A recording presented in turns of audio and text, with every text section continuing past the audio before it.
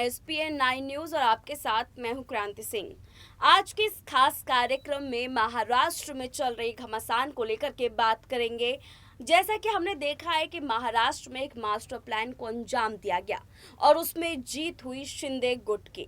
यहां तक कि कह सकते हैं कि बीजेपी ने घुसपैठ कर लिया महाराष्ट्र में।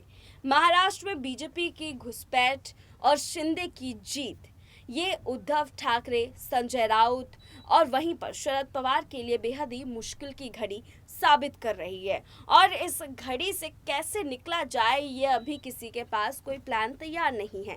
वहीं पर इसकी चपेट में बीजेपी और शिंदे लगातार इन तीनों को अपनी चपेट में लेते हुए साफ तौर पर नजर आ रहे हैं। और इसमें अगर हम एक चारे की बात करें तो वो है संजय राउत। अगर संजय राउत को लेकर के अगर हम आगे बात करें तो संजय राउत जो है इन दिनों कई ऐसे मामलों में संलिप्त होते जा रहे हैं जिनका उन्होंने रिकॉर्ड या तो दबा रखा था या तो फिर कभी सामने ही नहीं आने दिया था। अब इस पूरे मामले को अंजाम दिया जा रहा है और दोषी करार दिया जा रहा है संजय राउत को। संजय राउत जो है कहीं ना कहीं इस पूरे मामले को देखते हुए सहमे हुए से नजर आ रहे हैं। जहां पर वो एक बागी नेता की तरह अपने आवाज को बुलंद रखते थे, वहीं पर अब उनके आवाज को सुनकर के साफ होता हुआ नजर आ रहा है कि संजय राउत जो है पूरे मामले में अपनी पैर को पीछे खींचते हुए बीजेपी की तरफ जो है अग्रसर दिख रहे हैं। यहाँ पर मेघा मेरे साथ मौजूद है। मेघा और मैं इस पूरे मामले पर अभी चर्चा करेंगे। मेघा, जिस तरीके से हम देख रहे हैं कि राजनीति में हमेशा से उलट पटक जो है वो देखा जाता है और इस उठा पटक के बीच में जो नेतागण होते हैं वो इस तरह से भूमिका निभाते हैं कि जहाँ का मौजू चल रहा होता है उसी तरफ अपने रुख कर लेते हैं। क्या संजय राउत का भी यही रुख इस वक्त देखने को मिल रहा है? देखिए, अभी तो फिलहाल नहीं देखने को मिल रहा है, लेकिन आने वाले समय में जो है यहाँ पर देखने को मिल सकता है, क्योंकि देखिए यहाँ पर ईडी का शिकंजा जो है वो संजय राउत पर कसना शुरू हो चुका है। यहाँ पर संजय राउत को कल ईडी ने 10 घंटे के लिए पूछताछ के लिए बुलाया। उसके बाद जैसे ही महाराष्ट्र में बीजेपी की सरकार बनी, एकनाथ शिंदे सीएम की कुर्सी संभाला उन्होंने, वैसे ही संजय राउत ने अपने बोल बदल लिए। यहाँ पर बधाइयां उन्होंने देनी शुरू कर दी। यहाँ पर बीजेपी को बोला, आप 2.5 साल के लिए सत्ता में हो तो आप अच्छे से सत्ता संभालिएगा। अब जो संजय राउत पहले जो बागी नेताओं के ऊपर बयान देते थे और अब के बयान में जमीन आसमान का फर्क है।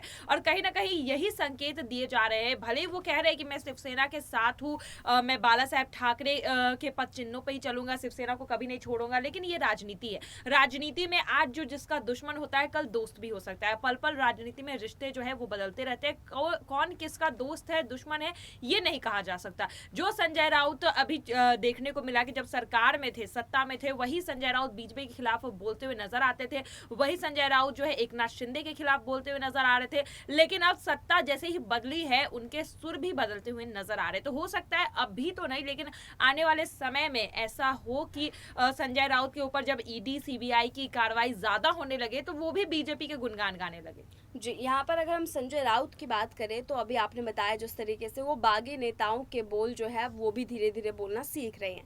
यहाँ पर ये कह सकते हैं कि जिस तरीके से उन्होंने बोला कि मुझे भी ऑफर आया था बीजेपी की तरफ से या फिर मुझे भी ऑफर आया था शिंदे की तरफ से, तो वो जो ऑफर जो और नेताओं को मिला और उन्होंने एक्सेप्ट भी किया, वही ऑफर के गान जो है अब राउत भी गा रहे हैं। तो ये तय है कि वो बीजेपी की तरफ अपने कदम अब लेकर के जाएंगे।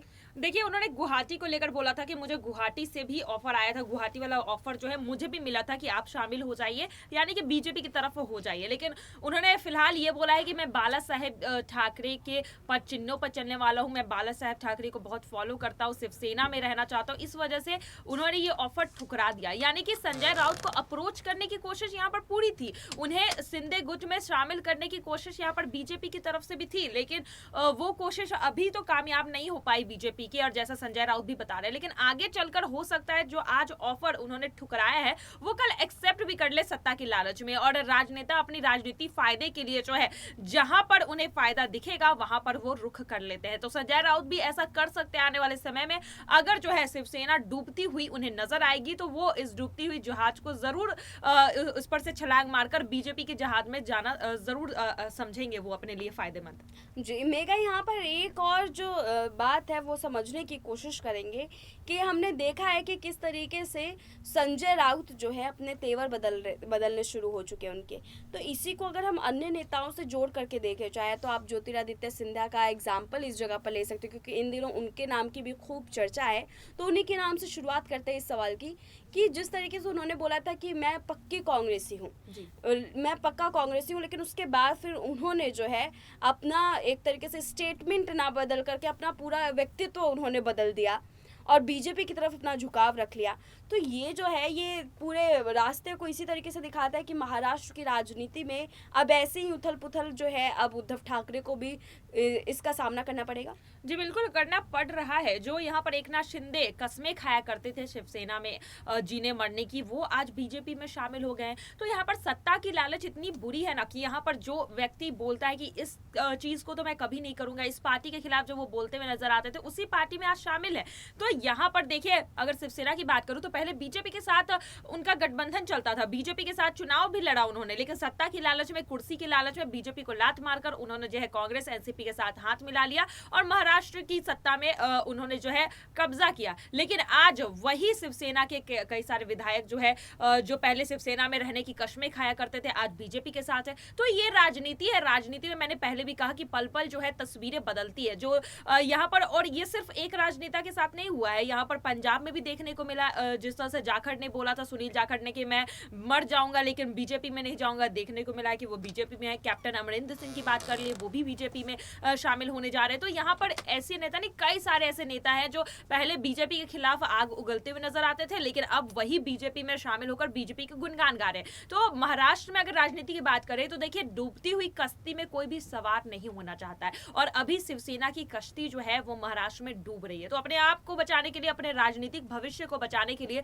हो सकता है आने वाले समय में कई सारे विधायक जो है इस कश्ती से छलांग मारकर बीजेपी की कश्ती में शामिल हो जाए, और इसमें से एक नाम जो है संजय राउत का भी हो सकता है।